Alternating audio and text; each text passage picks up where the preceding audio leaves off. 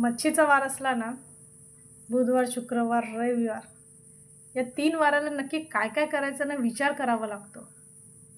मग काय, शेवटी आपली कोलंबी घेऊन आलो आणि संगती राणी मच्छी पण भेटली, मग ती पण आणलो. पण मग विचार केला, की काय करू? कांद्यात करू? कशी करू? मग नंतर आठवणीत आली, नाही फ्राय मच्छी तर आहेच ना, मग अशी आंबट तिखट अशी मस्तपैकी कोलंबीचा रस्सा केला. कोलंबीचा आंबट. हो. खूप अप्रतिम लागतं. अक्षरशः तोंडाला एकदम माउथ वॉटरिंग आहे.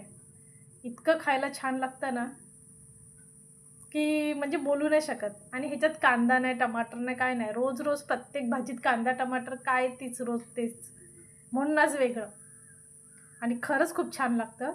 म्हणजे ह्याच्यामध्ये कोकम आणि चिंच जो दोघांचा आंबटपणा मिक्स होतो ना आणि त्याच्यात अशा हिरव्या मिरचींचा ठेचाचा तिखटपणा आणि लाल मिरचीचा पण तिखटपणा. हा कॉम्बिनेशन इतका छान त्या खोबऱ्यात जुळून येतो ना, कालवण खरंच अप्रतिम होतं. कोकणातली मोस्ट करून तर माणसं अशीच बनवतात.